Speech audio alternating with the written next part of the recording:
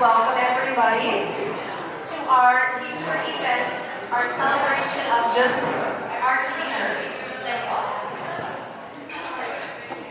This is such a joy to see so many faces here at East Temple District 518, and we're all here for a reason, to honor our incredible educators. This event is to say thank you to all of us as educators. Our late nights, our early mornings, our creativity, our grading, your compassion, and obviously your commitment. Today is a celebration. It's about recognizing the impact that all of us have, seen and unseen, taking the time to lift up the profession and shape others' lives. So, settle in, have a fun night of celebrating all of these teachers. Enjoy the food and the fellowship. All of us deserve every bit of appreciation. So let's get ready to celebrate some amazing people.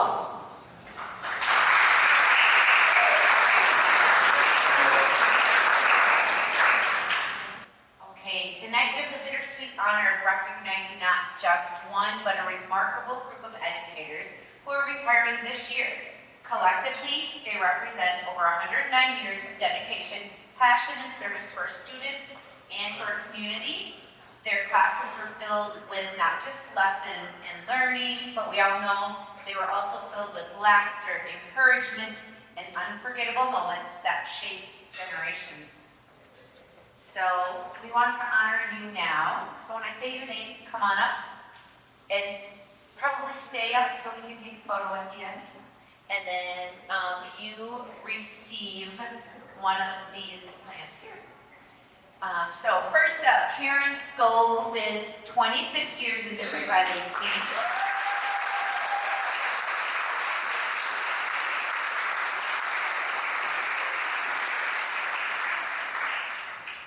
Benita Pence, 32 years in District 518.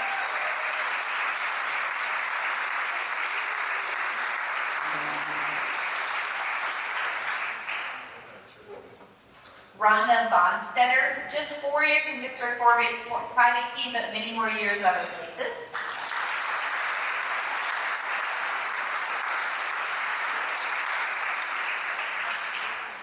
Julie Evers, 22 years in District 518.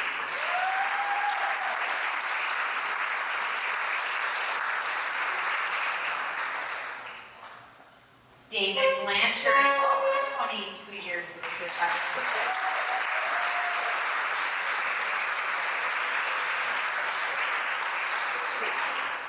And although Marge really cannot be with us tonight, we also want to honor her with 25 years in District 518.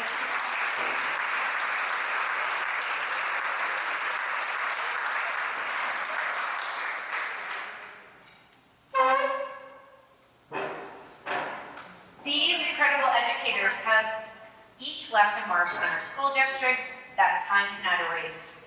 As stated by Alexandra Trenford, the best teachers are those who show you where to look, but don't tell you what to see. Thank you, Karen, Bonnie, Rhonda, Julie, David, and Mara. Your service has been a gift, and your presence will be missed more than words can say. We wish you all the best in this next chapter of your life. Your well-earned retirement.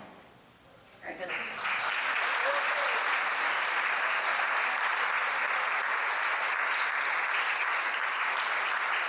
Next up, we have Jody Hanson.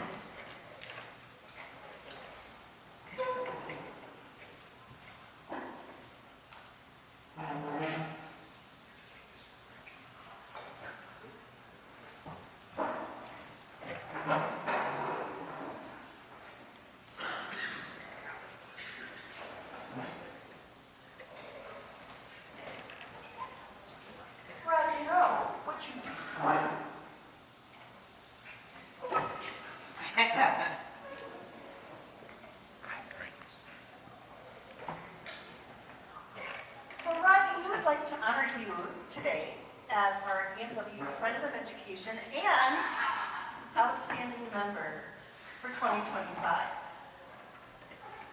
Rodney, in case you didn't know, has been representing our local as Secretary Treasurer of Education Minnesota, our state organization, for the past 12 years. In that capacity, he has worked to strengthen our state organization, and he has helped support locals who have trouble settling contracts and more picket lines than he can probably count. As an officer, he advocates for our professional rights and the needs of our students. The amount of time he has spent at the state capitol building talking to legislators on our behalf is invaluable. He has garnered the respect of our union colleagues from across the nation. Under his leadership, Education Minnesota has become a model for many other states. Rodney served us locally as a membership chair for nearly the entire time I think he was a teacher in our district. And we learned what a big job that was when he left. And the people that I kind of suckered into doing it after he left know what a big job that was. And he left to train other people all across the state in how to do a wonderful job in keeping track of our members from all across the state. And of course, personally, I have Rodney to thank.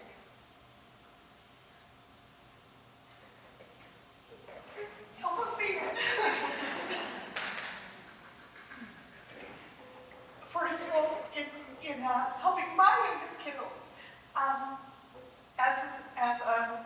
Being their 5th grade teacher, and my youngest walked across the stage to graduate as a math teacher, and will be joining our own staff here in Worthington next fall. So, good job, Mr. Rowe. So, thank you so much for all you've done for education and for our students. Thank you.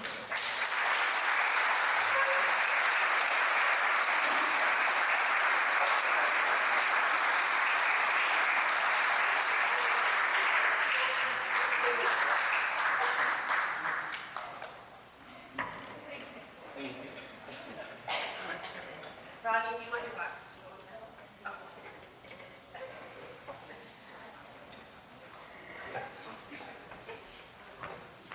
Now it's time to recognize the nominees for Teacher of the Year. Each year, we shine as teachers and as educators who go above and beyond. So that's who are our nominees, nominated from our local EMW members. Those who lead with heart, inspire with passion, and make that lasting impact on not just students, but other educators. These honorees represent the best of our profession. They are the ones who have great challenges with creativity. They create classrooms where the students feel supported and seen. They continue to grow and learn and lead by example. Whether they're being recognized for innovation, leadership, or dedication, the joy they bring to learning, each one of them reminds us why teaching is the calling for them and their gift. Please join in these exceptional educators as we honor these 2025 honorees. Our first one is Erin. Matt.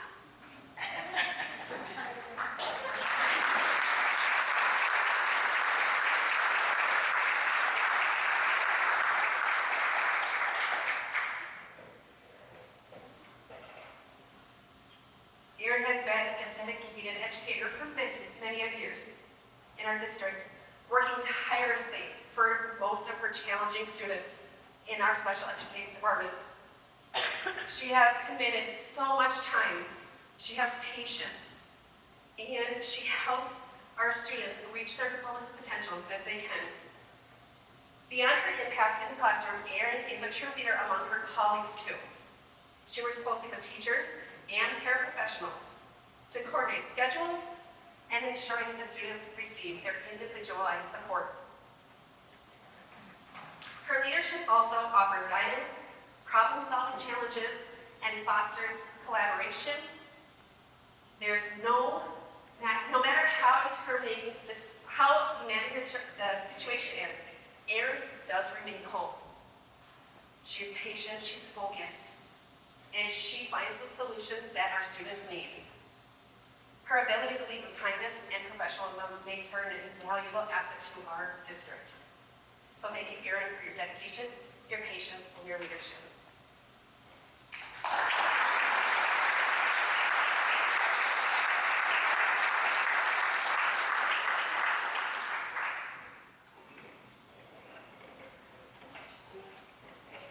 Do you want to put my certificate?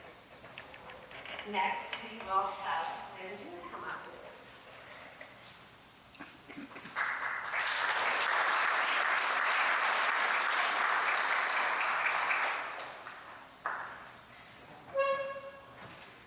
And if I could get Miss Jenny Newman to come on up.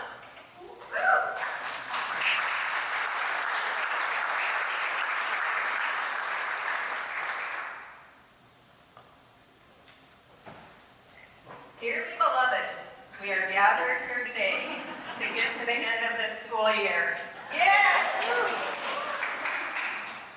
The Intermediate Special Education team recommends Jenny Newman for Teacher of the Year Award. Having had the pleasure of working with her for a few years, we can confidently, and this is the team, we can confidently attest to her exceptional skills, dedication, and passion for education, particularly in the realm of special education. I need to get my glasses on.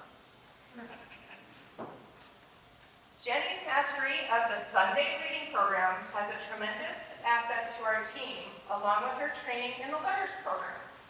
Her ability to effectively implement these programs has not only enhanced the literacy skills of our students, but also served as a model for her colleagues.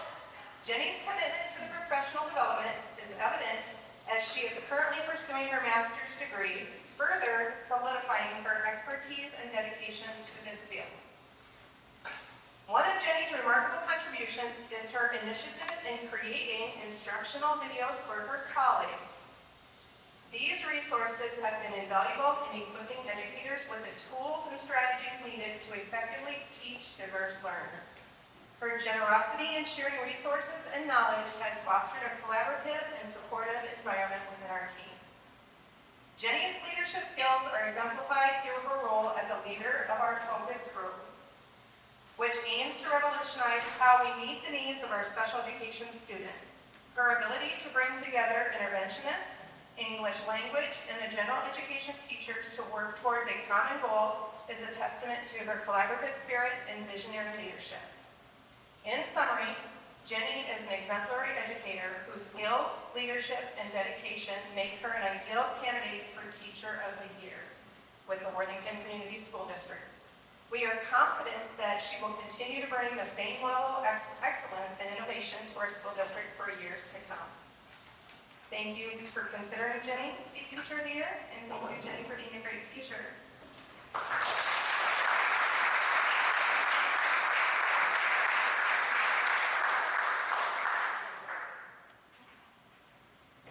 Next, to introduce the 2025 Teacher of the Year, I would like to invite Holly Hedlund.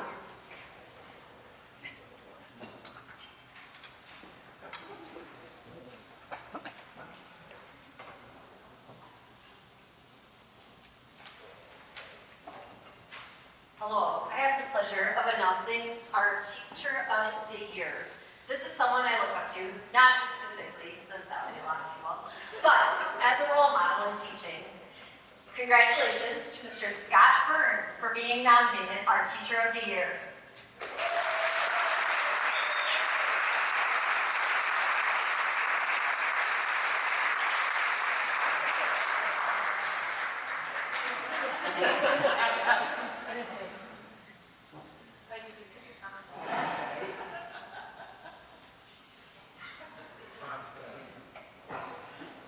Scott Burns is a highly dedicated teacher who strives to make school fun and educational for all students. At the beginning of the day, you will see Scott riding his bike to school to set an example of being eco-friendly. For many years, when he arrived at the middle school, he used to start the coffee machine so that people could enjoy a warm cup of caffeine, coffee, when they arrived in the building. But apparently, the coffee machine is no longer at our middle school. I'm pretty sure the need for caffeine did not leave with the machine, but it is no longer there. So in the mornings, now you will see Mr. Burns still finding his way in the halls and working on making connections with students. Each student he interacts with has a smile on his or her face by the time Mr. Burns is done talking with them. Reinforcing skills is another strength for Scott. Once the day begins, Scott will frequently stand at his door and greet each of the students by name. He will then have them answer an entry question. The questions are always age appropriate. They range from reviewing math facts to remembering which states and capitals go together. I frequently hear things such as, Sacramento is the capital of what state? Then comes the entourage of guesses. Chicago. No, that's a city. Canada. No, that's a country. Minnesota. Mr. Burns smiles and sends them to the end of the line to try again. It adds to the humor of our day. Often students are smiling and there is a sense of unity as students help each other out. Once his Minnesota Studies class begins, Mr. Burns makes learning fun and engaging for his students. He often offers hands-on learning experiences and technology-based projects. He differentiates the learning for each student based on his or her ability level. Many times, Scott reflects on each student and what they can do to help students learn.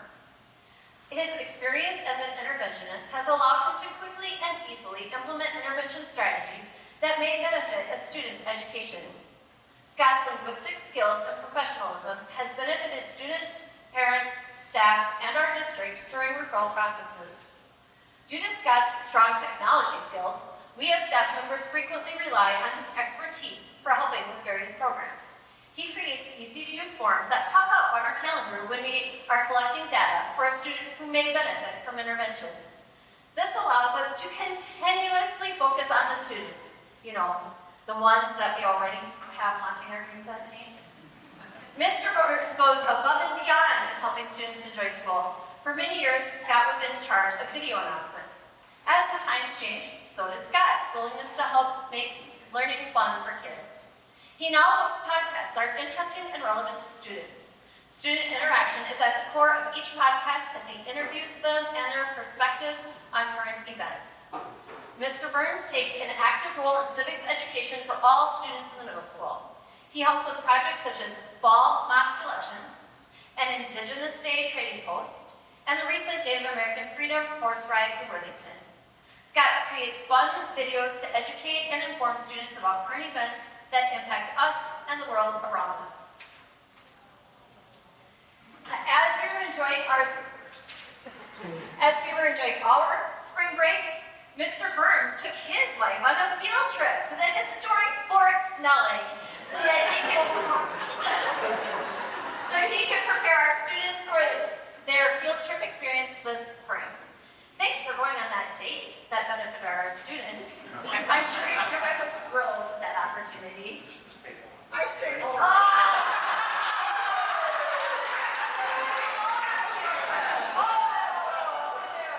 Well, I'm gonna have that as a date, lucky you.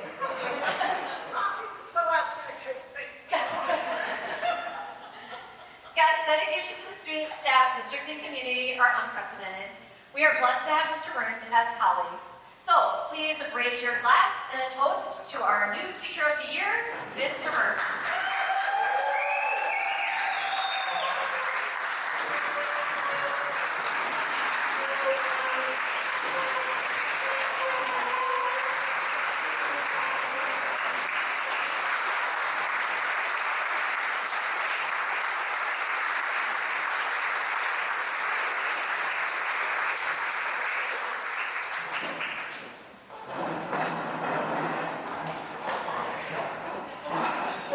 Thank yous.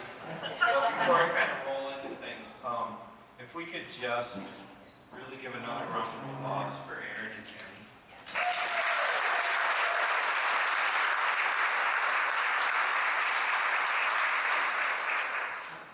It's taken me 40 years to get here. And I look at how young they are, and I just take great pride and pleasure in thinking about the thousands of kids that they're going to help over the next 20 years.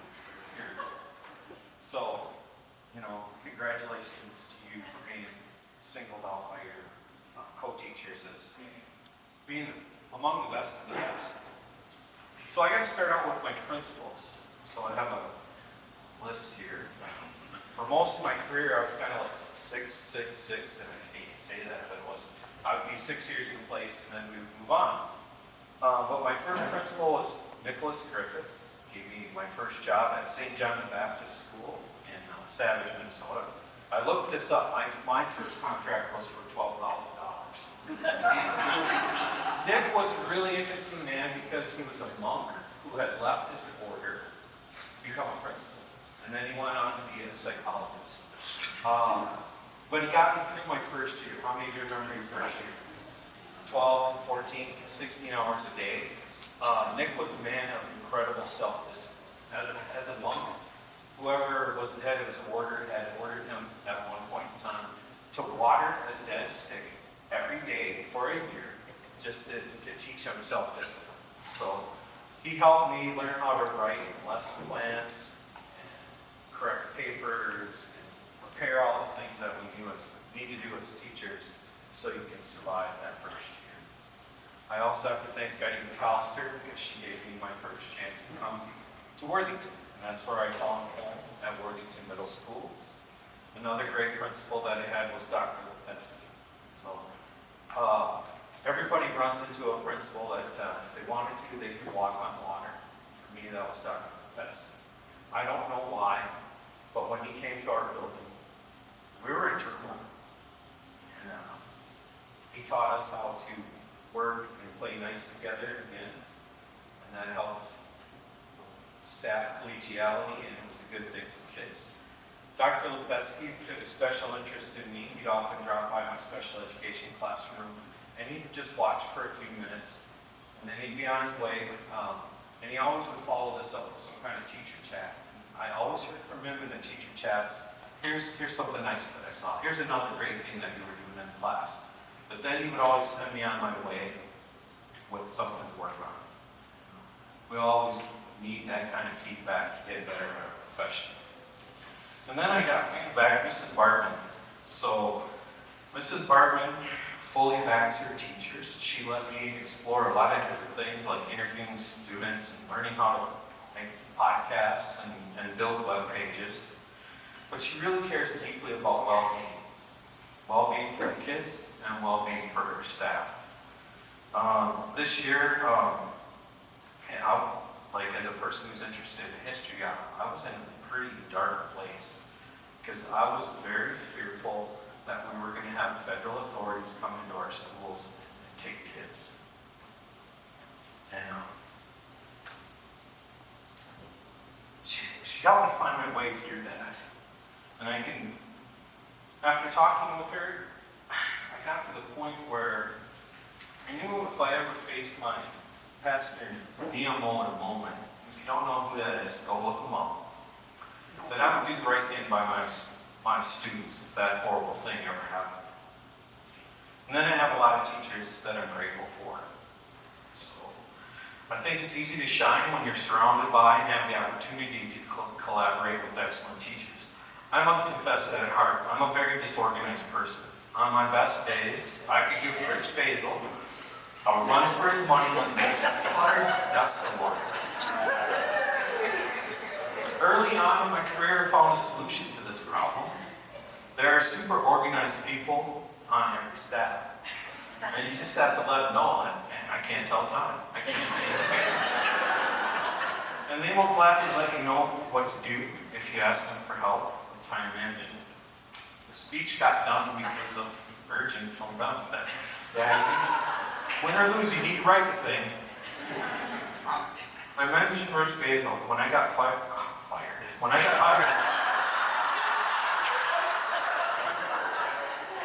he was the first one to welcome me to WMS with his firm handshake and, "Hi, I'm Rich Basil. He has a really good radio voice." From there, it was like, "Oh, you gotta help me with peer mediation, and I want you to help me with video announcements." And the cool thing that we did with Rich is sometimes when Chris was gone, I would have to help Rich sneak papers that he had corrected out to his house and help him hide them in his garage because he really, truly intended to correct them someday. I'm convinced that they are still there. Rich he's been a good friend, and for many years he's kept in contact with me.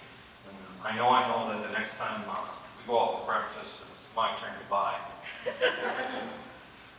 One thing I'm proud of is being the first intervention teacher at Worthington Middle School. I was given this opportunity by Jeff Luke and Tony Hastings. I worked with Jill Spiegelhoff for many years in intervention. The experience of working with her definitely made me a better teacher. I was also lucky where my room was located. For many years, WMS had more kids than space. For several years, I had an old art storage room between David Blanchard and Jeanette Jensen. And I learned many things from these two people. No one works harder at their craft than Jeanette Jensen, and nobody invests so much of themselves in their students than Mrs. Jensen. And I shamelessly tried to copy the things that I saw her do. And then I share many traits with David Blanchard. The best ones are faith and trying to see a glimmer of good even in the hardest students to work with. I enjoy his sense of humor, and I often compete with him at riffing and ad-libbing. Humor is so important to teaching, especially in the middle school, because a crazy new thing happens every day. And humor is also very important because we're often very isolated as teachers. I wouldn't be here today without the support of so many good colleagues. Another great learning experience for me was to share a room with Blake Rainier and Amy Benson. For a brief moment in time, we were the dream team of intervention. From Amy, I learned many best practices for running an advisory and building social and emotional skills of students.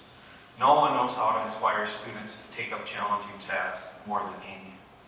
From Blake, I learned the necessity of going slow in order to go fast. Are there any high school teachers here?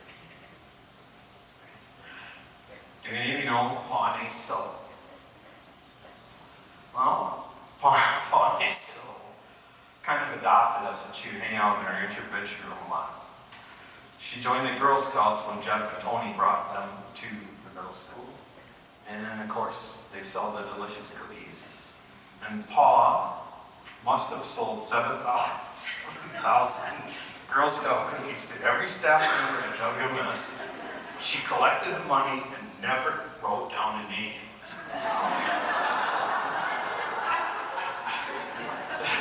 Somehow Blake figured out all of this, got the cookies to the right people, and he saved the world. I would like to thank my 6th grade teammates. They're the best team in middle school. They work together always in the best interests of kids. They also look out for each other.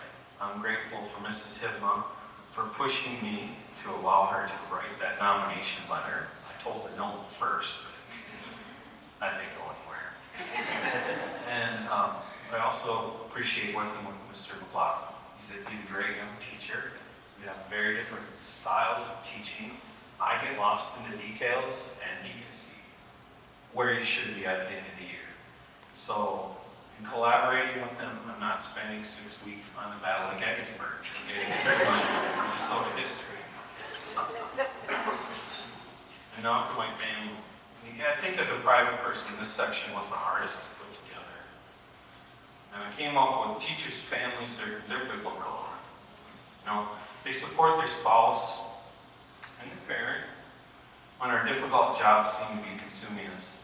They always forgive us when we sacrifice family time because we feel compelled to work out some trouble we're having with a student, or we need to work on some piece of curriculum. They celebrate us when we have successes, and they comfort us when we fail. I have to thank my parents for the life that they gave me growing up. I thought I lost my father just when I started to become an interesting person. My teaching career had launched, and Karen and I had started our family. I'm glad I can still share my days with my mother, but I miss my dad a lot.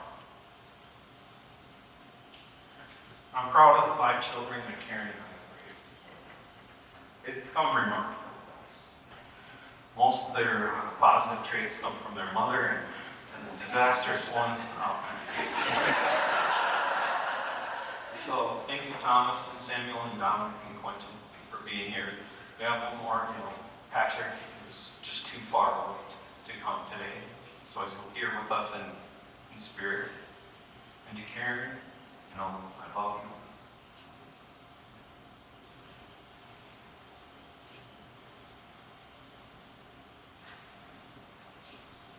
Thanks for being my partner all these years. I wouldn't be standing here today without you. You're truly the better part of myself. Then the books will tell you, you gotta say your thank yous, and then you also have to, tell what you've learned. What movie have I been watching lately? John Wick. And there's a stupid line from John Wick, and it's from his mentor who owns the Continental Hotel, and it's like, have you learned nothing? Sometimes as a teacher, it's like, oh my goodness, what's going on? I don't know what to do with these kids. But I'm going to briefly touch on 3 different things that I've learned in my career. So the first is kind of the devastation of COVID and what it taught. So teachers, they need us. We can't be replaced. Technology, video, kids need us. Our job is hard, but they need us. I also came to realize, we would interact through Zoom or phone calls, just how many kids didn't have that kind of leave it to beaver upbringing that I had. Noisy homes, hard to concentrate. And so it taught me to be a little bit more patient with my kids, a little bit more willing to offer second, third, and fourth chances. Second thing I was thinking about is that, as a country, we need to support public education. We're easy to beat up on because teachers don't usually punch back. Principals tell kids to do that every day, and we practice that in real life. But one of the factors that made us a great nation is that our politicians figured out every child deserves an education. If we look around the world now, there's other countries that are doing school a little bit better than us, and we should look to them to figure out how we can change our school systems. I don't have any idea where this is going, but I know that just passing along students who are not ready for the next grade, it's not a good thing for the child, and it's not a good thing for our nation. My last piece of advice, kind of working this off of Mr. Blanchard too. He has a smile folder while I'm collecting success stories. You should try to pass on your success stories. So, in that first school that I worked with, it was a really small Catholic school. And in 1 grade, I had 3 future West Point candidates. They all went to the military academy. So one of the his dad was a full bird colonel. And when he retired from the Army, he was a big shot in Birdsville real estate. The other one was the son of a Northwest Airlines pilot, and he had flown for the Navy after going to Annapolis. Third student, his father was an Army cook, and he had fallen in love when he was in Korea, and he married a Korean woman, and when they returned to the United States, he continued his Army career as a recruiter, really blue collar. And from this student, I learned, from the first 2, they had all the connections to get into the military again. But the third boy, he worked his way in. And from him, I learned that disadvantage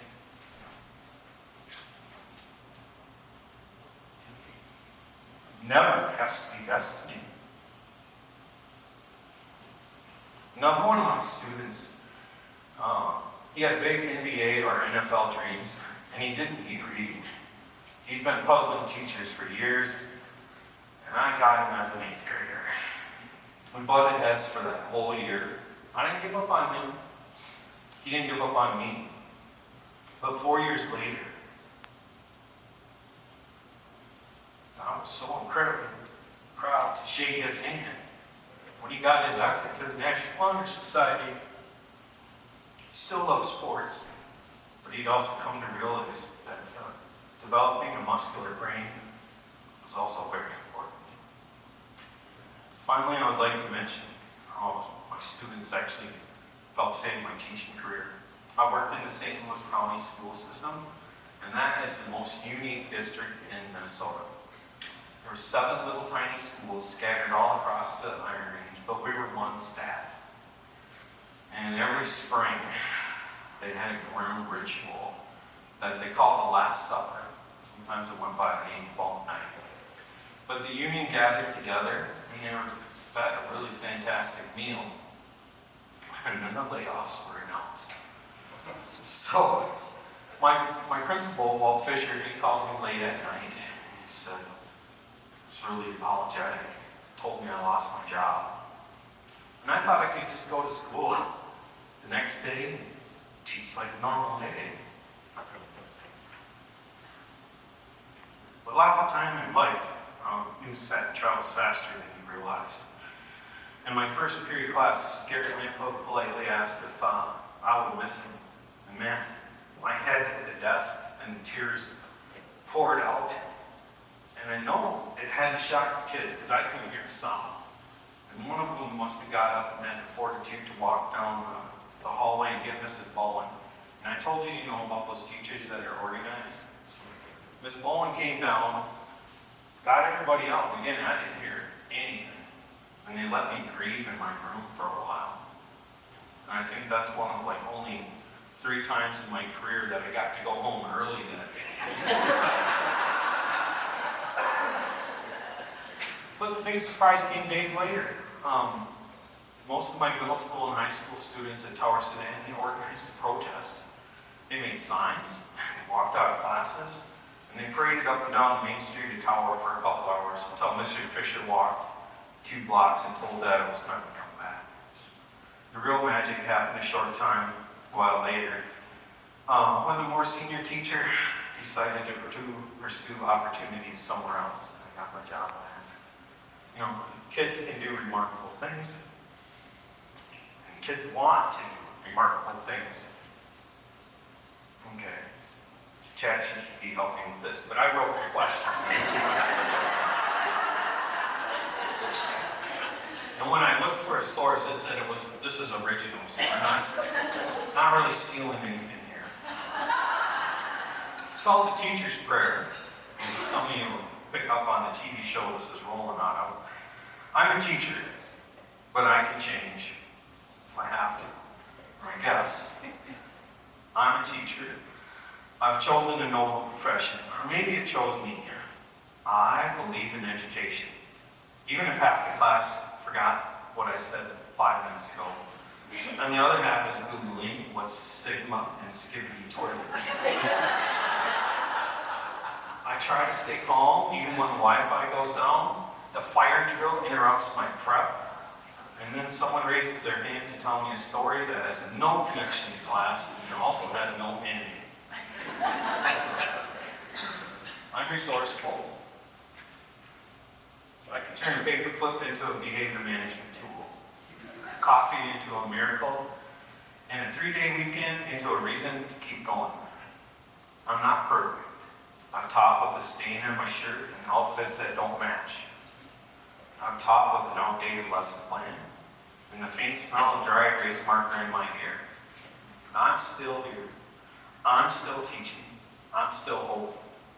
Still dodging fidget spinners and unsolicited comments about my age and personal friendships with ancient historical figures. Learning matters. Kids matter. Even the one who asked if teachers live at school. So I'll keep showing up, I'll keep laughing, and I'll keep teaching. But I can change if I have to. I guess.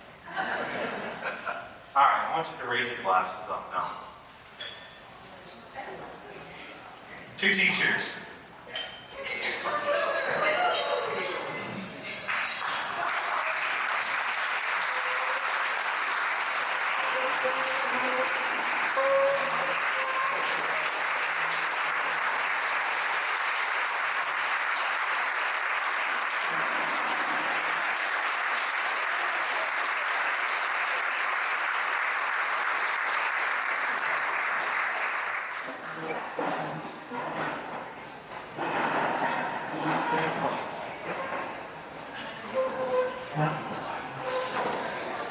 All right, as we come to a close at this really great evening that we have been celebrating such remarkable people. Wow, Scott, that was awesome. So it was entertaining and it really summed up what this job is. But I want to thank each of you for being here, not just tonight, but every day. Tonight was about us, our dedication, our passion, and the difference we all make. We hope you all leave here feeling celebrated, appreciated, and reminded that we are valued. It doesn't feel like it every single day, but isn't it nice once in a while? So keep inspiring, keep leading, and most of all, keep being the amazing educators you are. And as you leave, don't forget there's plenty of food left. Please, please, please eat it. If you like the tulips, grab one and take it with you. And have a safe and wonderful rest of your evening. Thanks.